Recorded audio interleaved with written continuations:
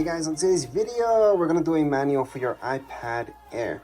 So this is the latest iPad Air, so let's just get started. I'm gonna show you the bare basics. I assume you have it set up and you followed my setup video. So here we go. So let's say you guys wanna search for something. On the middle of your screen, scroll down, you guys can search. And this will search throughout everything, basically. So if you type in Google, it's gonna search for the app, it's gonna search for anything else. Let me just put this away. And you guys can search from anywhere, websites, anything, apps, anything that has to do with it, it's gonna search. So that's one way to get here is by doing that, and just click away by doing just your finger up. Now, if you guys go from all the way up, all the way down, it's gonna lock it up. So you're gonna see your lock screen. So that's two different things, from the middle down or top down. It's gonna be doing different things. There's one more thing. You guys can scroll down this way. You guys are gonna head to this system. Well, this is what you guys want if you want quick connections to everything. Turn off your Wi-Fi, turn off your Bluetooth, or turn it on. You guys can AirPlay. You guys can add more stuff here and take off stuff from here from your settings as well, by the way. You guys can have quick access to your camera, airplane mode, which is what you guys mostly want when you're on an airplane. But anyways, so there's your quick access right there. So again, that's just from the corner, slide down. You guys are going to see that. Now, if you guys want to minimize an app really fast, let's say we open up Safari. That's what we're going to use for internet. Just go like this with your hand the whole way, and it's going to take it away. Now, if you guys saw that, there's also things I can do within Safari itself, so that wasn't the best suggestion. But let's say we have reminders on. Let's take a look at it. Allow while using, continue, and not now. We can minimize it by doing that. So that's why I really wanted to show you. Safari wasn't the best example, but you guys can also see all your apps like so, just by moving your hand. And if you guys want to close them, fully close them, not just minimize them. Right now they're minimized. They're still actually working in the background. So let's say you guys have a bunch of apps opened and you don't want to just minimize them. Go like that, slightly. And then what you guys want to do is scroll up, up, up, up, and you fully close them. So they're no longer running in the background. So that's how you guys can fully close an app from your iPad. Besides that, you guys are going to take a look at your Safari. Safari, again, is where you guys are going to use Google to search for anything. So here is Google, and go on and have fun. And yes, you guys can download Google Chrome if that's what you like on your iPad. It's how to do that from your App Store. From your App Store, it's going to where you're going to be downloading any app for your iPad that's not here already. So any social media apps, Facebook, Twitter, anything like that from there, Instagram, everything you guys can download it from the App Store. Besides that, if you guys go down here below, you guys are going to see your mail. If you go to your mail, you guys can import anything. And to import your mail, all you guys have to do is log into it. So for example, if you guys have Google, so Gmail account, just put your Gmail right there. It's going to ask you for your password. And there you go. It's going to load up everything, all your emails in here. So that's how you guys can transfer all your emails from your other accounts. Let's say you guys had an Android device with Gmail. You guys can go and sign up here. And there you go. Once you sign in, it's going to transfer everything here. And that's because it's online.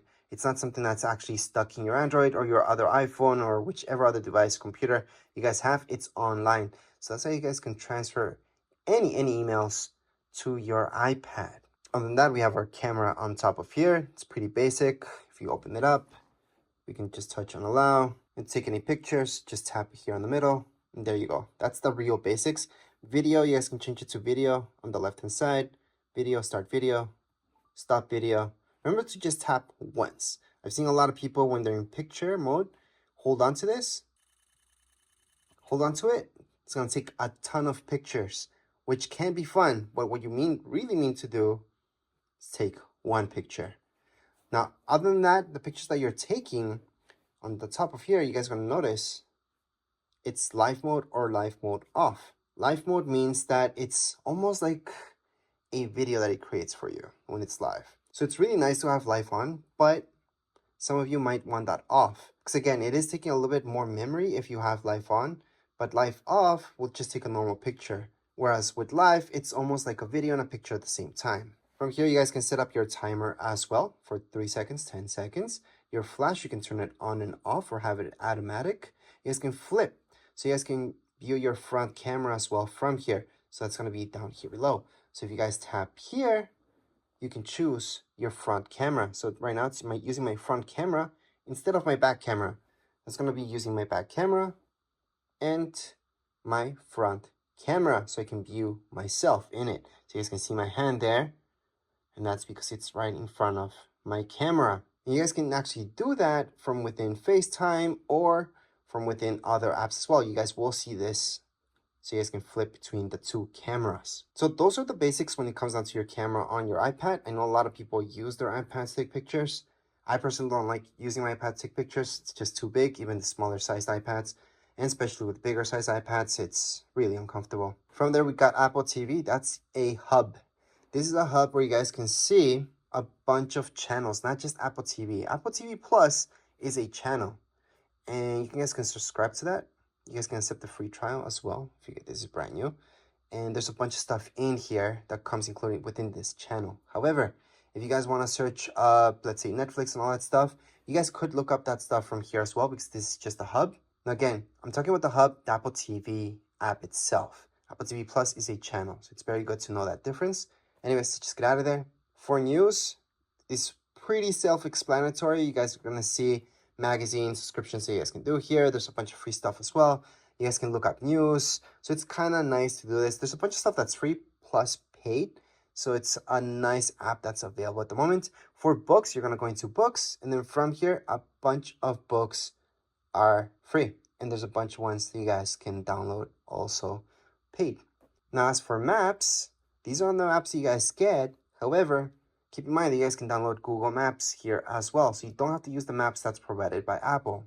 Now, podcasts, on the other hand, let me just tap on here, are exactly that, podcast. These are free. So you guys can go on and listen to anything here, just play it away. And if you guys go home, you guys can see all your shows if you have anything yet. Of course, you're new to this, so you don't have anything yet, but you guys can go on and browse and search up anything you like. Now, as for files, once you get started downloading stuff, this is where you guys are going to find all your files. So iCloud Drive, so that's going to be everything that's in your iCloud. However, you guys can have files just in your iPad, not in your iCloud, so it doesn't take up space there. Recently deleted, that's your garbage, obviously. And let's keep in mind that in my iPad, you guys can make folders. To make a folder in here, just click on this folder sign right here. Name the folder anything you like. Click on done.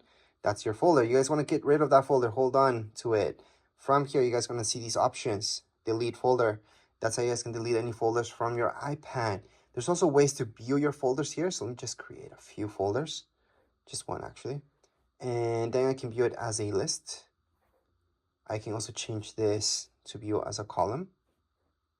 And I have all those options. I like icons, so I'm going to leave it as icons. But again, we can always delete or create more folders. You guys are going to see all the options here. You guys can duplicate your folder as well. So make a copy of it. Other options that you guys will notice here is compressing it. I would not do that from your iPad, by the way, but it does work. You can add any tags. You guys can copy it, move, share. So if you guys want to share one of these folders, just click on share. You guys can go on and airdrop it to another iPhone, iPad. You guys can mail it out to somebody. And there's a few other options there as well. So that's when it comes down to files. Now, FaceTime, on the other hand, if we tap on it, you do need to sign into your Apple ID. So make sure to sign in for this to work, because FaceTime does use your Wi-Fi or your data. Now let's take a look at reminders. These really quick. So reminders, to add any reminders here, I like to use Siri a lot. So I usually tell, hey Siri, remind me of this. It's gonna add my reminder, or at an event. I always talk to Siri. So I highly suggest doing that, especially for alarms as well, just talking to Siri. But if you need to add one manually, you guys can always do that down here below. So right here, we can type anything. That's a reminder, and there you go. Add Spotify for reminders. That's really quick. So we're gonna get out of there. Now let's take a look at alarms. Again, I like to use Siri, but if you guys want to go and manually do it, this is from where you guys can do it. Click on alarms. Once you open up alarms, you're gonna see this. Click on the plus sign on the top right hand side and add any alarms that you like. So I'm just gonna add that one, save. And there's my alarm. I can set it up or change it at any point in time. But again, to set this up, you guys can use Siri for sure. I highly suggest doing that. You can use Siri for a bunch of stuff, so you don't have to manually do it. But if you have to, that's where it is. You guys also have your stopwatch here. You guys can start it. You guys can record that lap, second lap, stop at any point in time. Look at timers. You guys can time anything as well. And you can set up timers, again, using Siri. So I highly suggest using Siri, but you guys can start it. pause it or cancel it from right here. So again, you guys can start anything, any timer, or stop it at any point. World clocks, you guys can add any clocks here if you like. So that's the plus sign on the top right hand side of your screen. You guys are gonna see the plus sign. Click on the plus sign and then just add one more clock in there. And there you go. So these are your world clocks. You can add or take out any of them just by clicking on edit on the top left hand side of my screen. I'm gonna see edit. Tap on edit. You guys are gonna see that minus sign, and then click on the minus sign. Well, tap on the minus sign on any of these in order to delete them. So I can delete, delete, delete. Usually there's too many of these that you guys don't care about. And we can definitely delete all the guys that you guys want and just keep the ones that are important to you. So let's just keep that out of there. Contacts is where you're gonna have all your contacts. You guys can just add manually your contacts. You guys are gonna see, you can put your first name, last name, company, add your phone number, email, and then just keep adding any contacts. Hopefully you guys don't have to do this manually. You guys imported your stuff, but if not, you guys can do it from here. Other than that, your messages. So this is iMessage. iMessage uses your Apple ID. That means it's using internet, it's using data. It's not an actual text message. So whoever has an iPhone or iPad will get that message if it's an iMessage. If somebody has an Android, they will not be getting any iMessages, especially from iPads. If you guys have an iPhone, you guys have a data plan or not, the person that you're sending that text message to is going to be sent as a text message to Android devices and usually as an iMessage to anybody that has an iPhone. So that's the difference between the two. Now, when we're talking about iPads, we're just talking about iMessages. So make sure to sign in and then just send any iMessage you like. All your pictures will be kept here. See this? That's your app. Allow, continue. And here we go. Remember those pictures that we took in recordings? This is where you guys can play them or delete them. So to delete any pictures from your iPad, hold on to it, delete. There's other ways to delete this as well. If you guys want to delete a ton of pictures, press on select, choose all of them, delete. So we just deleted everything. If you guys want to recover any pictures that you deleted from your iPad, it's pretty simple. Go back here. Then you're going to go into recently deleted. From recently deleted, view album, put in your passcode because that's secure. And from here, you guys can recover anything just by tapping on select that one. Then you guys can select a few and recover all of them. Or if it's just one, just hold on to it and put recover. It's going to go back to your library. So you can go back to my library and it's right there what I recovered. If you guys want to recover everything, because you guys have in my library, there's absolutely nothing. I can select them all, press down here below, and recover every single one of these. So there we go.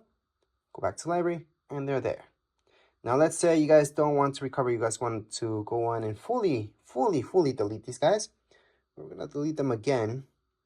And I'm gonna show you that in recently deleted, that's where you guys really want to truly get rid of these pictures.